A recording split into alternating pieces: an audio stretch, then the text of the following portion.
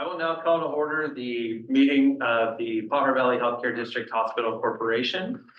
Rosie, can you please give us a roll call? Yes, Director Cox? Here. Director Gallagher? Here. Director Pimentel? Here. President Bosco? Here. Attorney. Here. So just as a reminder, you know, these meetings are publicly broadcast via Zoom, even in the case that the public is not physically present with us here today. Please consider that participants may be virtual and the meeting is recorded and posted for public viewing. There's nothing to report from tonight's closed session. And so I'm going to move on to agenda modification for consideration. And we do have one agenda modification from staff that we have a late item to add, which is not known to us at the time of this agenda, when it was posted on October 25th, and it's urgent item as it relates to obtaining property insurance in preparation for the purchase of Watsonville Community Hospital, which is set to close tomorrow on October 31st.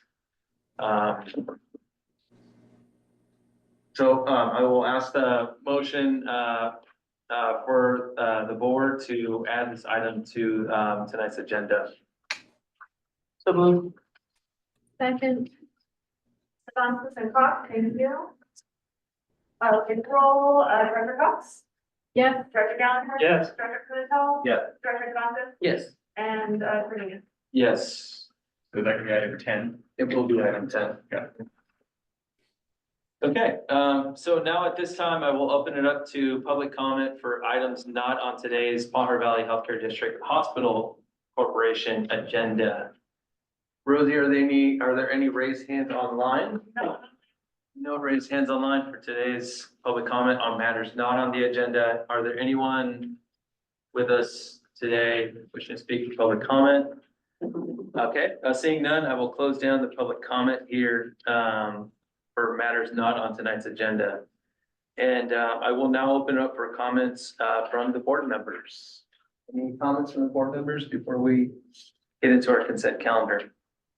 Well, it's hard not to react to your outing that we're going to be closing the acquisition of the property buildings tomorrow. So I just want to acknowledge our community's efforts who stood behind us and all the staff at the hospital, the leadership of this board, the leadership of the community around us, and just not jinx it, not celebrate a day early, but just acknowledge we're almost there and we're going to be returning the land into this building back to community control possibly tomorrow. Very, very excited for that. Yeah, the best. Any other comments here? No? Are you making a reference about Friday? About Friday. No, I will, well, I have two comments, and yes, a reference about November 1st. But the first comment is I just want to that, to add on to Director Pimentel's comments about the close of the hospital purchase. Excited, extremely important moment for our community. On top of that, we have also established at an earlier board meeting the oversight committee for the expenditures of Measure N funds.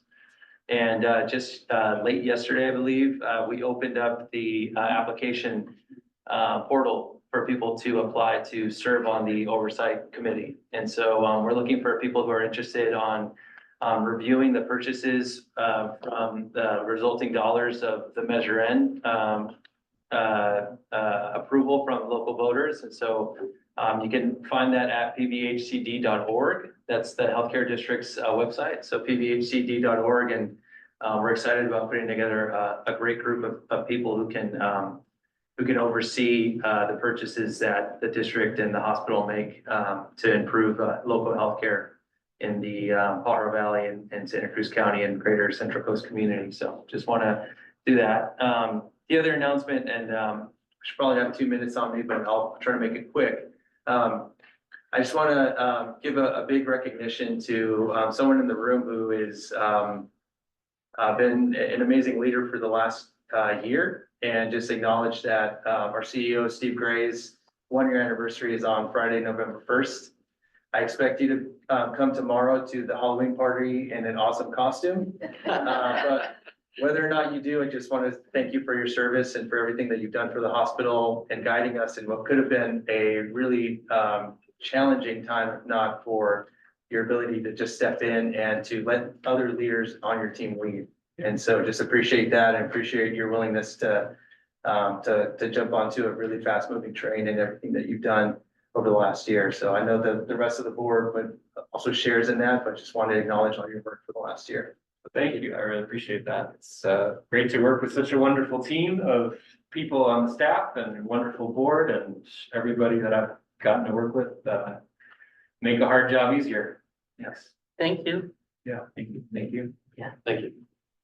So with that, I'm gonna move on to the consent agenda. And tonight we have, I believe, 5 items on tonight's consent agenda. Rosie, if you can read off the items before I open it up for questions from the board. Okay, the first item is the minute approval from September 25th, 27th, and October 11th, 2024. The second item is the policies and policy summary approval from October 2024. The third item is the Pajaro Valley Healthcare District Hospital Corporation board meeting calendar for 2025. The fourth item is the 2025 benefits insurance renewal. And the fifth item is for the Pajaro Valley Healthcare District Hospital Corporation strategic planning and marketing committee update.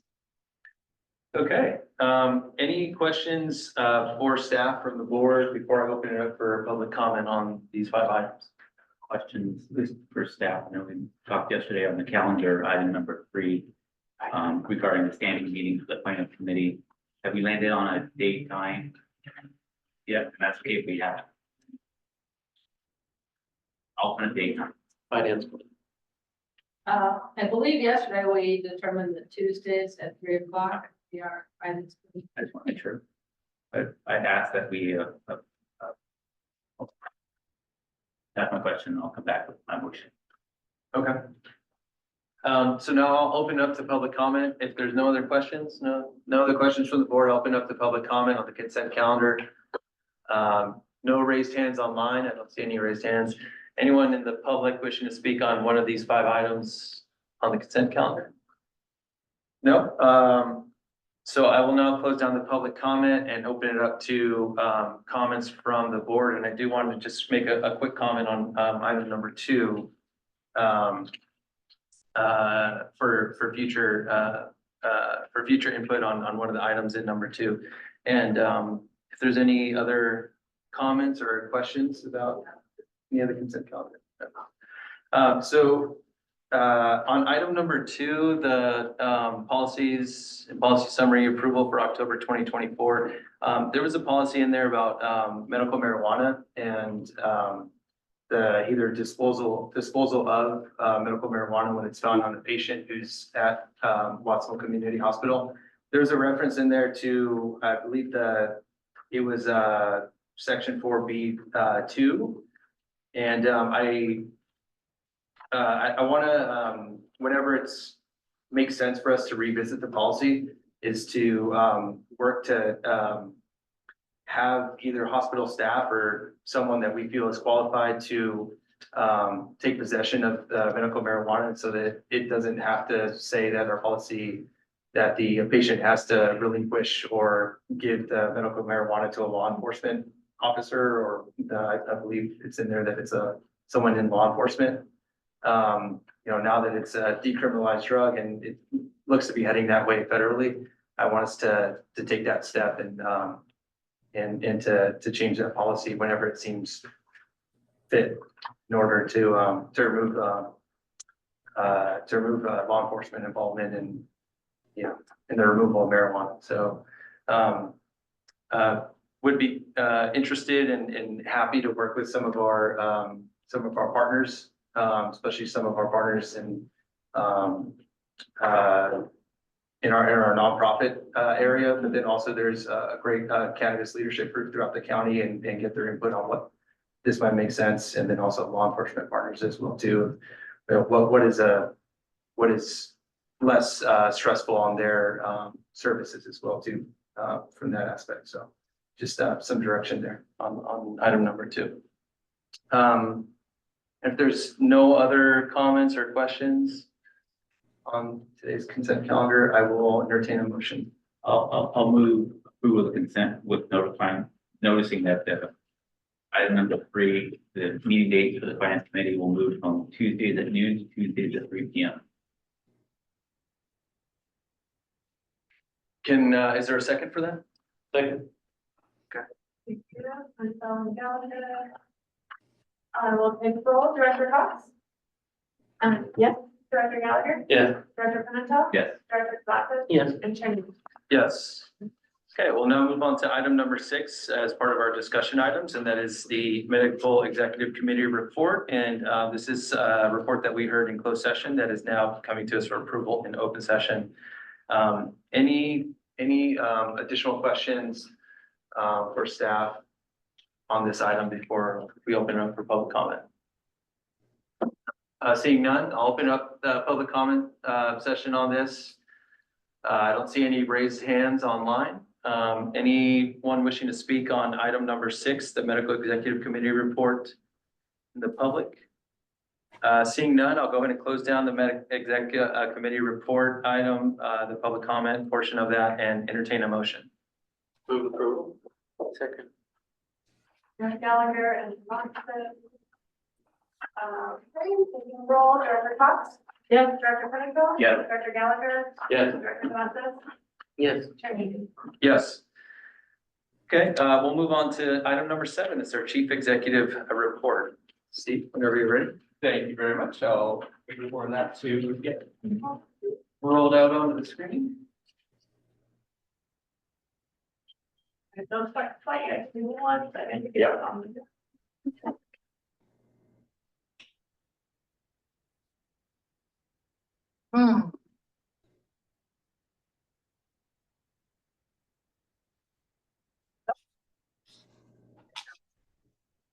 Are we ready? Yes. Go on.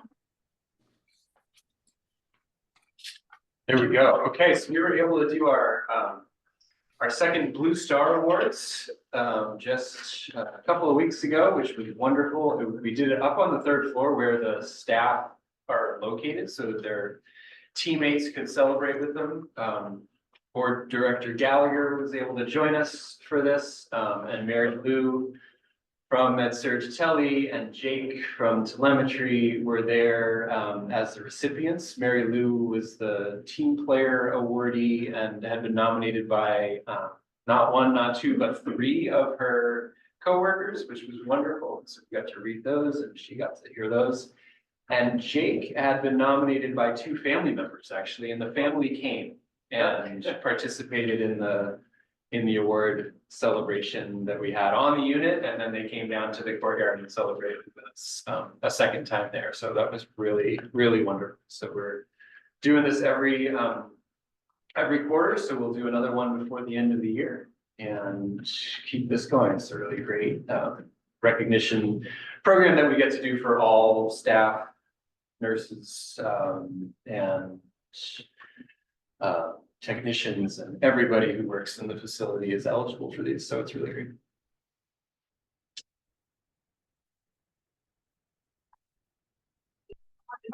Is it on? I don't think it is on. You're just gonna do it. No. I did turn it off that far. You want to take it? Okay. It's not on. So this is our 2024 dashboard, which I'm actually going to go into less today than I normally do. It is, as you can see, still without any red, which is wonderful. I think that's 3 months in a row without any red. We are at target for our patient experience scores and our patients served in clinical access. We're at best practice on our financial sustainability, which Julie will talk more about. What I'm going to spend most of the time talking about is actually the evolution of the dashboard to 2025. So I wanted to go over with the board the thoughts for next year's goals and targets that still align with our strategic objectives, but kind of take the next step in the targets that we have. So the first thing is, as you'll recall, in the middle of our dashboard is health equity. And really what we've done in 2024 is occasionally we'll have one of the 4 quadrants and we'll like break it down by race and ethnicity or something like that. So we've done that with patient experience, things like that. But we haven't really dove into health equity as a dashboard yet. And so in 2025, we really want to watch and prepare to implement and be ahead of schedule on the hospital equity measures that the state is going to be coming out with by the end of next year. So I'm already keeping a close eye on that. They're saying they're going to have that by like the 3rd or 4th quarter of next year, but we're going to try to stay ahead of it and have a health equity dashboard that will be unique and specific to the hospital and the healthcare district. And that will be in line with what the state is looking at and maybe even go above and beyond what the state is going to be requiring. We'll just sort of have to wait and see what they come up with, but we're going to use that as our guidepost for a health equity dashboard. And that will include a strategic plan for advancing health equity in our community. So much more to come on that. Now to the dashboard that sort of as we know it now, this year we've been looking at the overall rating of the hospital on a scale of 0 to 10. And we are proposing changing that to just looking at the question of likelihood of recommending the hospital. We feel that measure is a little bit easier to understand. You know, is somebody likely to recommend the hospital to friends and family or not, as opposed to the scale from 0 to 10. And it also links more closely, we feel, with other key strategic priorities like growth and financial sustainability. We want people to let their friends and family in the area know that this is the best place to come for care, that this is where they should come, that we want them to be recommending us and having more of our community members coming here for their care. So that would be dashboard change number 1. On the quality piece, this year we've been looking at our 6 hospital-acquired conditions and counting those. We will continue to do that, but really expand it to what we're calling the Safety Priority Index. So it'll continue to be the 6 patient-related hospital-acquired conditions, but we're going to add employee and provider injuries to the list of things that we count so that we have a more holistic view of safety and quality in the hospital. So patients plus our caregivers and counting and making sure that we're keeping everybody safe from harm here in the hospital. So that's a evolution there. In our clinical services and access quadrant, we've been looking at patients served on the outpatient side, everybody but the emergency department, and we'll keep that. We've also been looking at transfers from Watsonville Community Hospital to another facility. That measure has stayed pretty stable throughout the year. It's been between 2.3 and 2.5% throughout the year. So we feel like we've got that one pretty well locked in. What we're not counting on the dashboard right now is the inpatients that we're serving. So the patients who are admitted. So in addition to counting how many patients we're serving on the outpatient side in 2025, we'll also look at our inpatient admissions, which will include people admitted as inpatients as well as patients admitted as observation. So looking at all those patients that are up on the floor. For talent and culture, we've been looking at staff retention this year, which we will continue to do next year, but we will shift it from all positions to just looking at the full-time and part-time positions, because that's more in alignment with what the national and state benchmarks use. So rather than looking at the per diem positions that tend to roll over more frequently, we just want to know, are we doing a good job at keeping our full-time and our part-time people who are really owners here, keeping them here and keeping them engaged. So that would be one that will make it a little easier to look at benchmarks and how we compare to best practices. And then for our SCORE survey, our employee and physician engagement survey and culture of safety survey, this year we did it for the first time, so it was establishing a baseline. For next year, we're going to look at the safety climate domain specifically and really try to do action planning around that, and probably do 1 or 2 or maybe even 3 pulse surveys specific to the questions inside the safety climate domain, so that we can make sure that we're hearing from our staff and our clinicians about how we're doing improving the climate of safety and the culture of safety in the facility. And then for financial sustainability, the one change would be going from operating income to cash flow from operations or EBITDA. So that's just, again, a measure that's a little bit more salient to our daily financial health is the cash flow of the organization and what we have coming in. So it would just be that transition from operating income to EBITDA. And sticking with it being consolidated, so the hospital plus the district. I'm happy to take any questions on those from the board or thoughts or input. And Phyllis, our chief nurse, is out at a emergency medicine conference this week, so Matt will have some updates too. Not seeing anybody jump at questions, so let's let you do that and let them think on my thing. Come back to me if they have questions. Thanks, Steve. Thanks, Steve. Yeah. So on the physician front, we have set up some meetings with two radiology groups that our FAC team has had the opportunity to speak with. And so we're working on getting that group identified and in place to take over once our current group leads. Lab wise, we talked quite a while back about our blood bank software, computer consulting. That's underway. Our lab team is doing a great job launching that project and working through that implementation, along with the lab layout reconfiguration. They're rearranging the department for operational efficiencies, and that's midstream right now and going pretty well. Pharmacy, we have our pharmacy director here. I wanted to talk about a couple of things that they've been working on. Vaccine for Children is a state-funded program that will allow us to have vaccines at no cost for the majority of our newborns here. We estimate an annual savings of about $20,000. Jennifer and her team have been instrumental in getting that established and working through those typical challenges that can happen with the state-funded deals.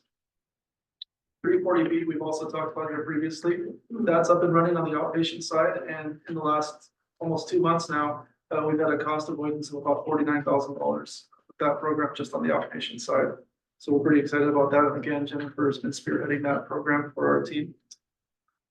A couple of informational items. Our holiday Thanksgiving meal will be held with our hospital family on November 21st. So you're certainly invited and welcome to attend that event. And Holiday Hope is something that Dr. Cox is instrumental in. This is our 3rd year working with Centers for Farm Worker Families. And our goal this year is 264 children. We'll be holding that event Saturday, December 14th from 9 to 11. Again, all are welcome to attend and participate. And you're certainly welcome to donate as well. Our goal is $50 per child. So $13,200 goal for this year. And you can come out, help us celebrate hot chocolate and cookies for all.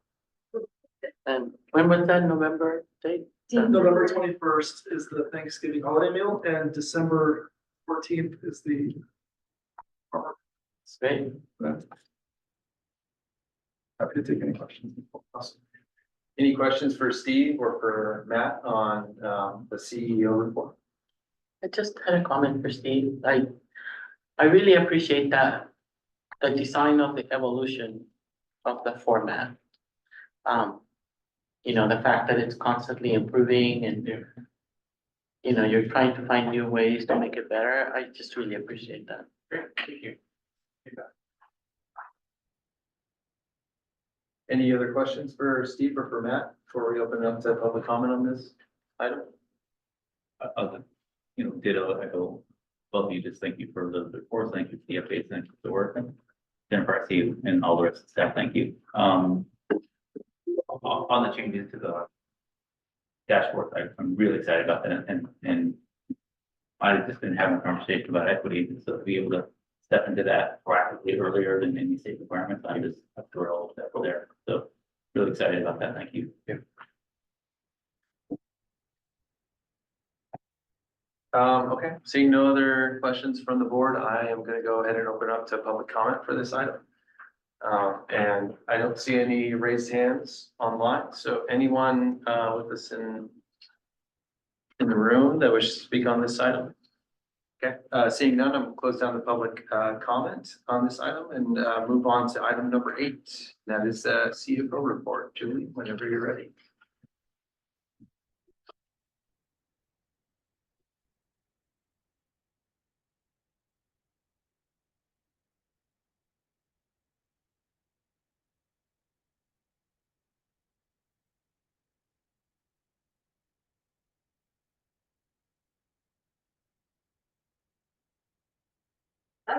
Getting started, so, we closed out the books for September. It was a strong month, as you can see, we had almost $3 million worth of EBITDA and a net income of $2.5 million.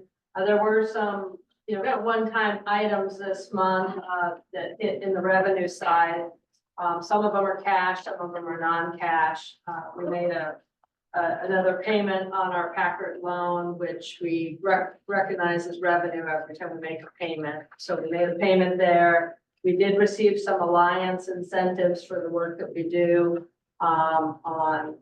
with the alliance, both in terms of serving patients that have needs at post-discharge needs and things, both from the inpatient and especially from the ED side, the high-risk patient side. So what's coming to mind. So we generally get a quarterly incentive there if we meet all the requirements, which we have the last couple of quarters. And then we've signed up for some new incentives that started kind of a sign-on bonus, which came in handy to us. We also had we pay in pledges for the QAF payments, the hospital quality assurance fee payments. And there was a refund that came back from prior year's pledge payment, so that came in to help us. And we did our first bond reimbursement from our new bond proceeds. We were able to reimburse some of the funds that went into the bond sale and all the election fees and things like that. So those were kind of one-time hits that really helped us in the month of September, and as well as, kind of maintaining strong expense management. As you can see, most of the improvement for the month really does come from the revenue side, but we did manage to have $150,000 favorability on the expense side. So it really points to there's not much more to say on this slide other than look at the bottom line. It's pretty exciting to see a positive net income on the bottom line. You can see that, generally for the year through 9 months, we're at budget with expense and favorable on the net operating revenue. You can see that, we're about $5 million ahead of budget, but I always have to remind everyone that that's not a cash number. I wish it was. It is a budget number, and a big portion of that is big portion of the loss that was projected, as you can see, is really that lease payment that we've been paying. My goal is that we do exceed a break even by year end. We have budgeted about a $600,000 loss for the last quarter of the year. So we've got a little bit of wiggle room, but I'm hoping that we just, stay here or get better. And so we will kind of keep the pedal on through the last 3 months of the year. Next slide. So a quick look over the next few slides at the key statistics. This is admission, 268 admissions for the month of September, kind of our middle of the road number, not too out of sorts with most of the months. Slide. This next slide brings in the observations, and the green being the observations. We had 81 observation cases for the month. So that's, just a little bit lower than most of the other months. And when you kind of compare September of 24 to September of 23, they're pretty close in total. 345 versus 349. But definitely that shift between inpatient to observation based on the work we've been doing for better identification of medical necessity. Next slide. Average daily census and outpatient visits per day. So the average daily census is the blue bar. And when you look at kind of lightly the trend line, it shows, a slightly decreasing trend. The green bars and the green line goes in the other direction. It's the increase that we've been seeing throughout the year. This month, we averaged 213 outpatient visits per day, and our average daily census was just under 32. Next slide. Here's a different look at the outpatient visits per day, with the blue being your ER visits and the green being the non-ER visits. The ER visits are relatively flat, roughly around 90-ish. And the green or the non-ER visits, they have the more upward trend, and so that was all I have. From a delivery standpoint, we did 57, overall for the year, we've got a slight decline, but as you can see, it's, kind of fairly volatile. Some months were really strong, and then the next months it dies down a bit. From the surgery perspective, as we've been talking, and this also goes back to the identification and better identification of whether they need to be inpatient surgeries or outpatient surgeries. So the green being the inpatient has declined, although the month of September we had 62, so it was one of our stronger months this year. And the blue line is the outpatient. We were at 124 for the month. So really in line with where we've been the last few months, and we had 18 robot assisted cases. From a payer mix perspective, payer mix was, a little less favorable this month, not a major amount, but just comparing month over month, and not necessarily saying less favorable than kind of a year-to-date figure. But last month we had pretty strong commercial mix, and so this month we were down about 2% on the commercial mix, and relatively flat on the Medicare mix, although the last 2 months Medicare has been lower than it normally runs. And then the purple being the Managed Medi-Cal Alliance, that's really where the bulk of our, patient population is, and usually where that decline is made up is in the Managed Medi-Cal. On the outpatient side, it was also slightly less favorable, down about 1.5 in the commercial mix for the month, and up about 3.5 points on the Managed Medi-Cal, and slightly down in Medicare. So that is the basics of the month of September. Any questions, for Julie? No, for public comment? Just a comment, thank you as always, and your entire team, and I know and while it's awesome news, and correct me if I'm wrong, we're trending at a $1.2 million net gain so far this year through September, first 9 months. As you mentioned, a lot of that one-time in nature. I like to repeat, and not necessarily cash revenue, it's just revenue we're able to record, there's no cash behind it. By way of example, over the same 9 months, cash only increased about $700,000. So it's good news, got a lot more work to do though. Absolutely. Some of very, very concerning cash position, but getting better. Any other questions for Julie before we open up for public comment? Seeing none, I'll now open it up for public comment. Rosie, any raised hands online on this for this item? I did not see any raised hand.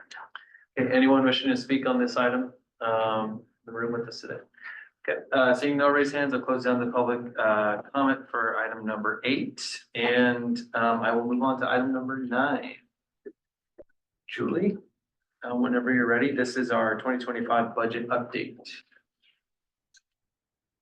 Yeah, while Rosie's pulling it up, I'm going to show you some slides on budget. We are knee-deep in budget numbers, and there's a lot of data floating around, a lot of analysis been done. And I kind of equate it to a puzzle. I've got hopefully I have all the pieces in the box. Otherwise it's hard to put the puzzle together, but we're still putting the pieces together. And so all the numbers you're gonna see, I'm gonna say they're directionally correct, but they're probably not the final number. They're subject to changes, as we kind of refine estimates or are just kind of validate some of our assumptions. So, and I'm also, just for the sake of being able to make it readable on the slide, you know, kind of break it into chunks. Okay. Top chunk here is the consolidated revenue. And generally, for this, I'm gonna leave this slide up, but I'm gonna talk to the next slide to give you kind of the highlights here, and then we won't have to cover the next slide. We've budgeted a charge master decrease for the year. That's the rates that we set to charge, you know, for our services. It doesn't mean all the rates are going down. Some of the rates are going up, some of them are going down. Every year we've been trying to build to a more strategic way of identifying what our rate settings should be. And you know, the key things for us is, you know, obviously looking at how we're reimbursed and, you know, where it makes sense from a reimbursement modeling perspective to raise rates. But then we also need to look at what does the market do, and are we competitive with our local competitors, and, you know, does the rates make sense for the market? So that's why we have some going up and some going down. And so overall, it led to a 2.3% decrease. It won't necessarily have a negative impact on the net revenue, because most of the places where we are implementing a decrease was really we're getting paid for it anyway. A lot of it's getting written off at a contractual discount because the payers, you know, we had hit the limits of what they were going to pay us. And so having more higher charges wasn't going to net us more revenue.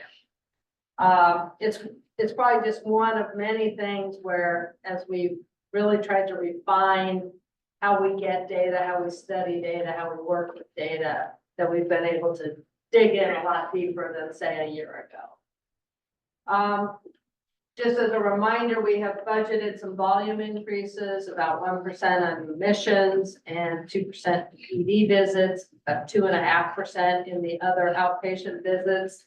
So those are baked into our estimates.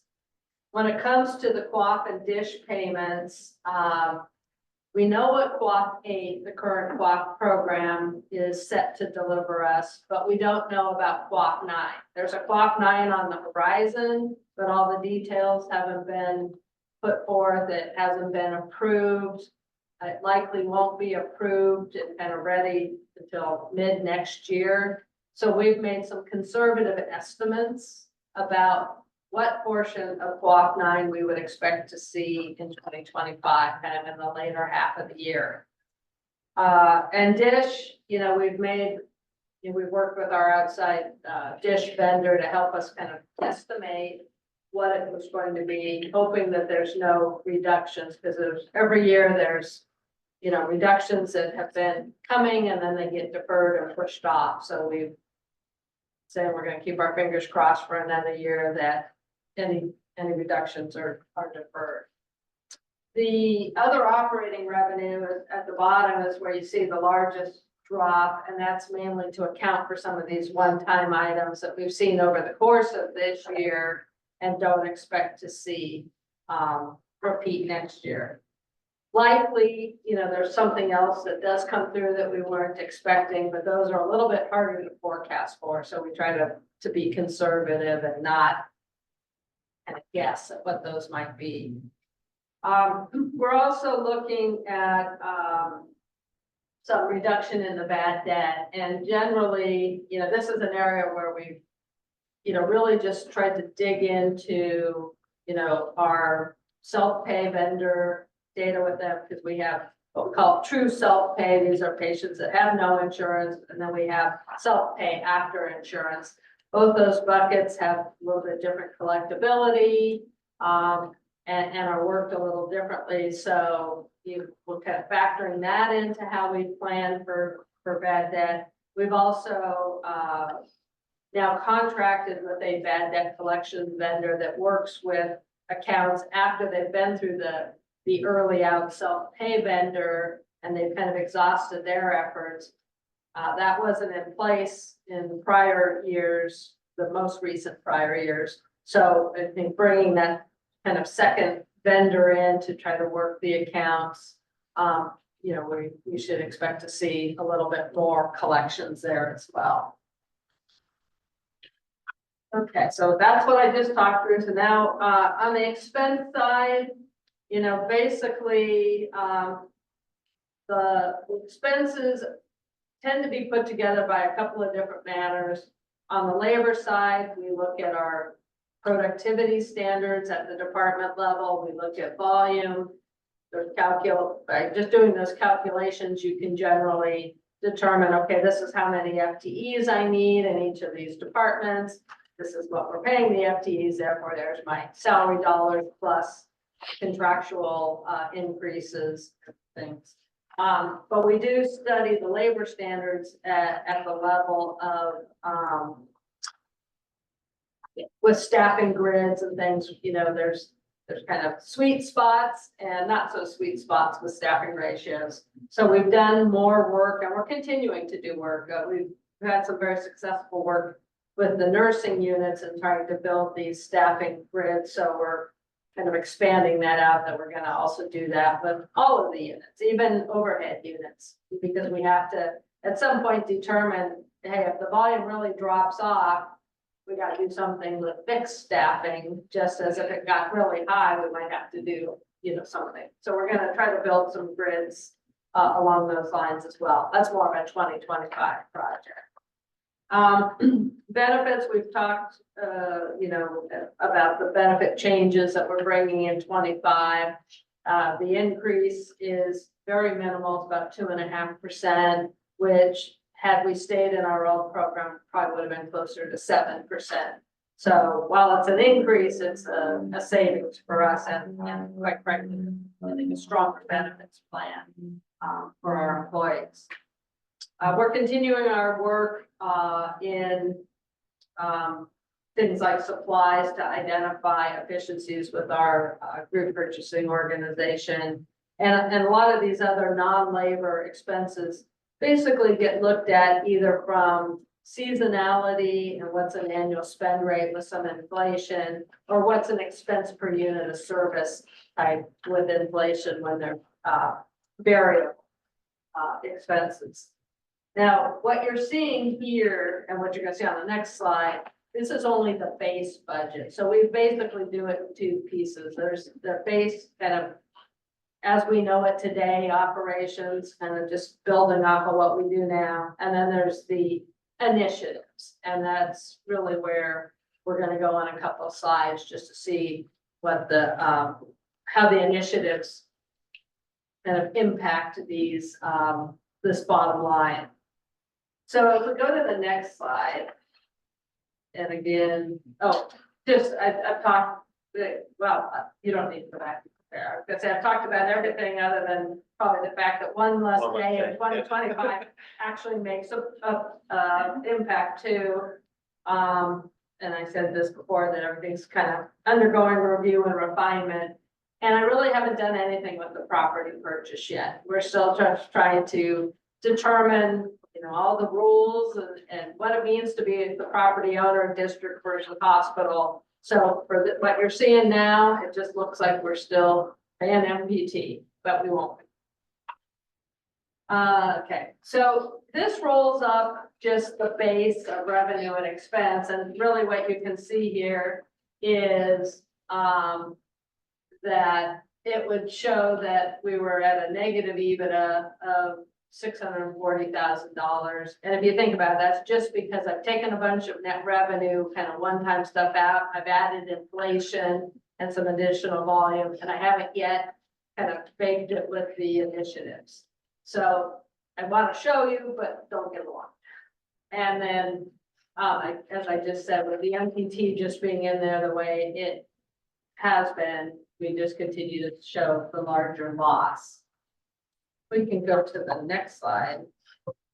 So here's where we start to talk about the initiatives. And this is not all of the initiatives. This is some of the ones where we're further along in the calculations. We've got, you know, at least a half dozen other ones. And they're not always necessarily big dollar amounts, but that we're still going through and basically determining how we are going to make our best estimates. That's always kind of the challenge with initiatives, is sometimes it's like we're just putting the recipe together about thinking about, well, how would we quantify what we expect to come out of this initiative if we haven't previously been doing this work? And these come at kind of varying levels of detail. So the cath lab, we have a pro forma that's pretty well vetted. We feel pretty confident in, it's about based on doing about 480 procedures, outpatient procedures next year. And it kind of ramps up so that it gets stronger later in the year. But it would produce about a $85,000 income if it plays out the way we foresee it. Some new pediatric volume, there's potential for us to get some new pediatric volume that's not set in stone. I've already kind of discounted it about 50% from what our kind of original projection of how much volume we might get.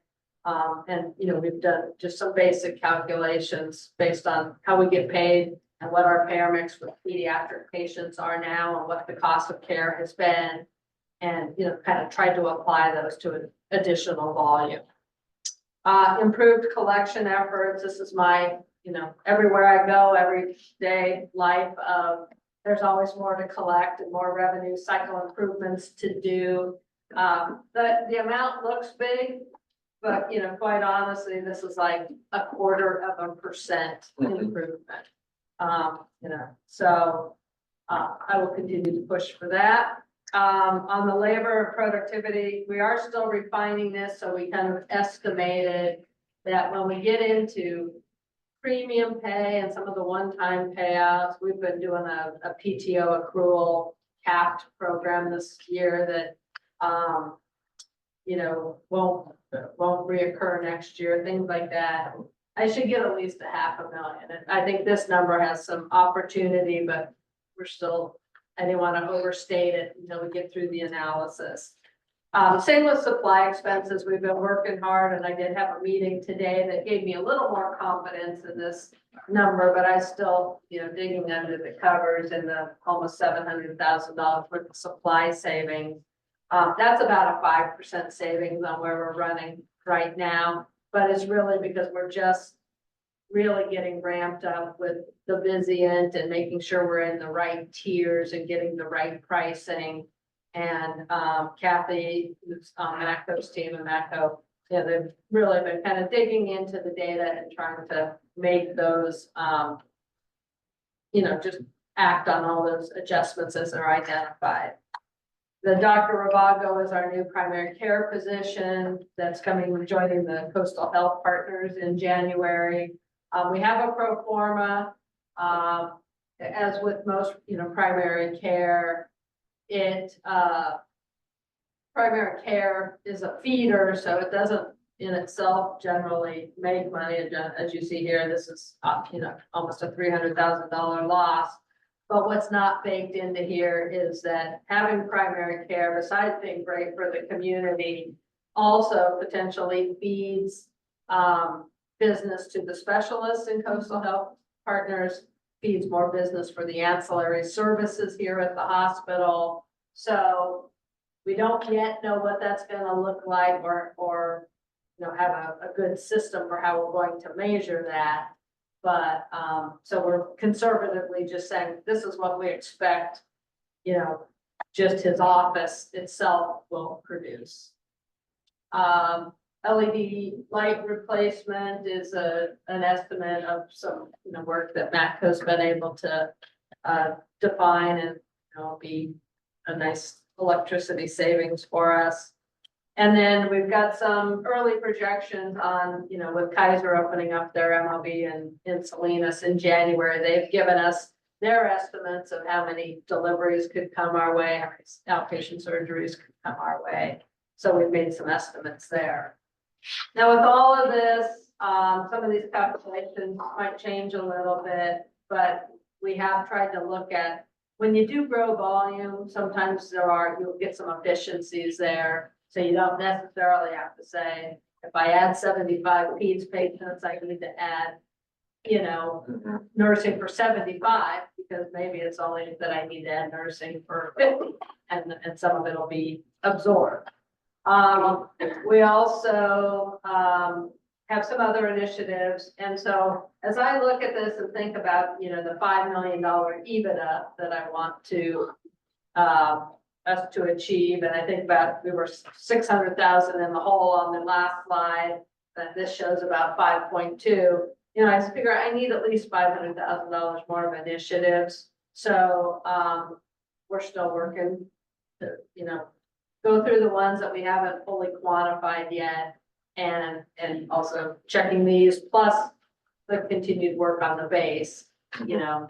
So I still, at this point, you know, I still feel like the $5 million EBITDA target we set for ourselves is within reach.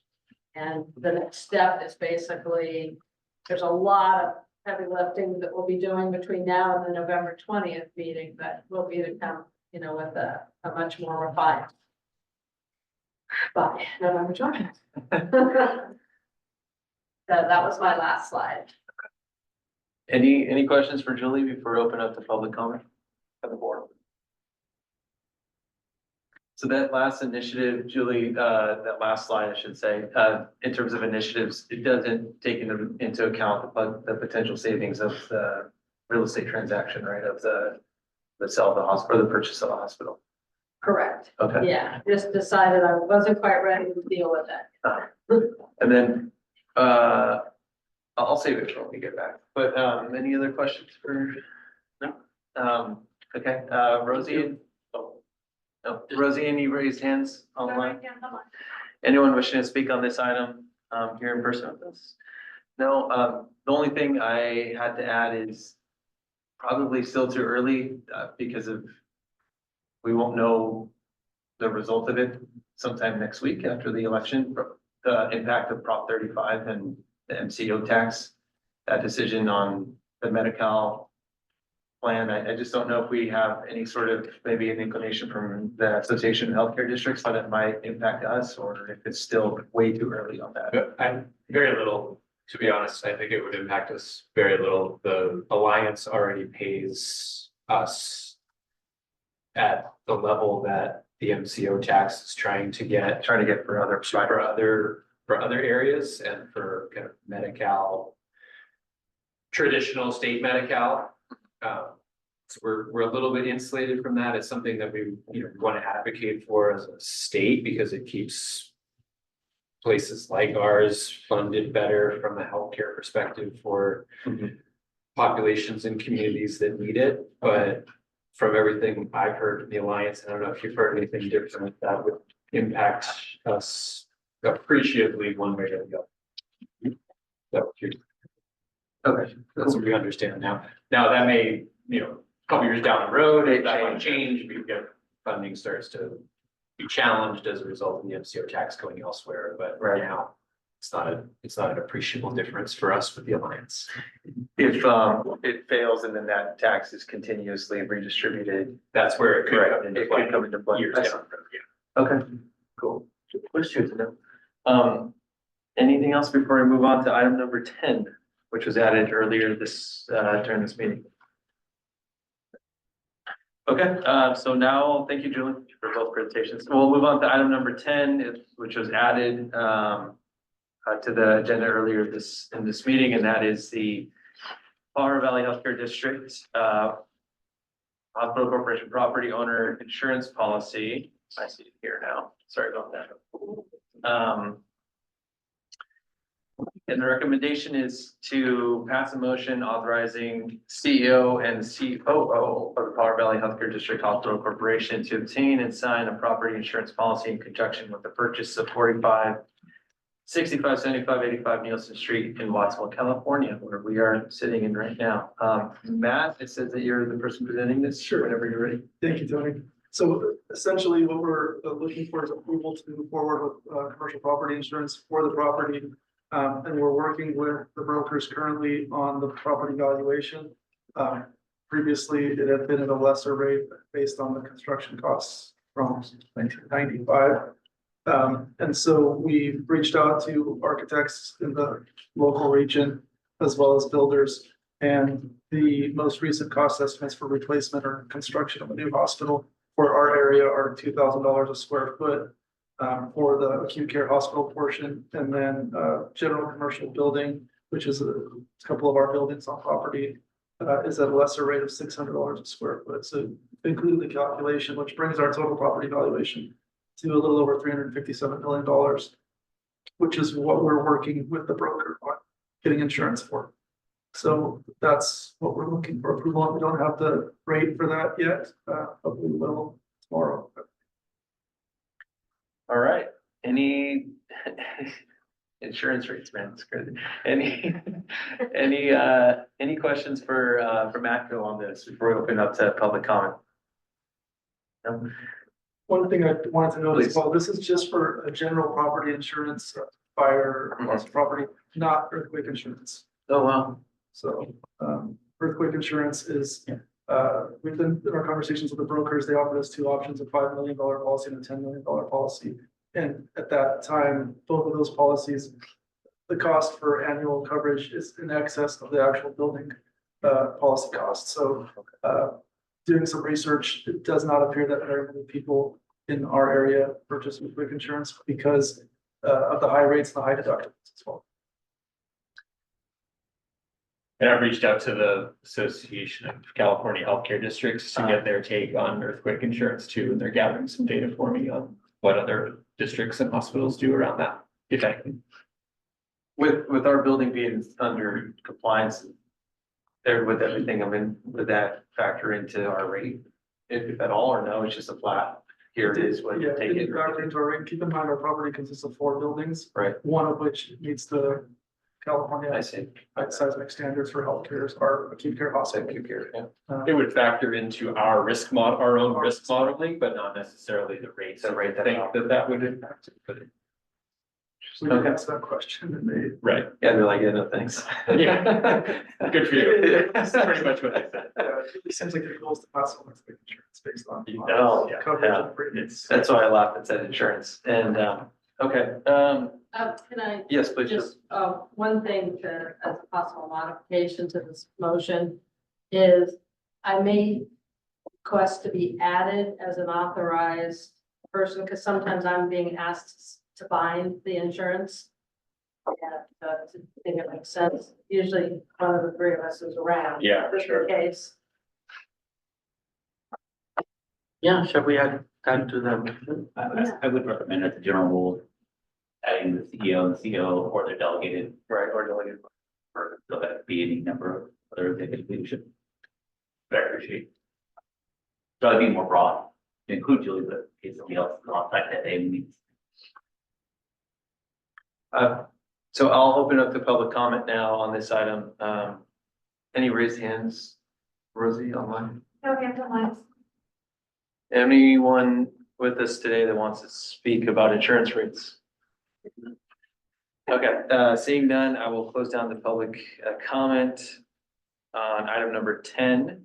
And I will entertain a motion, and I would encourage one of my fellow board members to include Julie's comments in that motion as well too. Motion, that recommendation with modification that we add, the delegate for the chief executive officer or chief operating officer. That's signing it for. Staff, does that make sense? Direction on that? Yeah. Okay. Noel, does that check out? Does that make sense? Yes, that makes sense. Thank you. Okay, do I have a second? Second. Pimentel and Gallagher, we will take roll. Director Cox? Yes. Director Gallagher? Yeah. Director Pimentel? Yes. Director Devontas? Yes. Director Nugent? Yes. Thank you. So that was the final item on our Healthcare District Hospital Corporation meeting. Before we jump into the Healthcare District meeting, do you want to take a 5-minute break, or are we ready to keep trucking along? 5-minute break? It's up to you guys. We were all standing outside. How do we feel? No. Okay, I'm hearing that we should keep going. And it's getting crunchy out here, so. Close down the Water Valley Healthcare District Hospital Corporation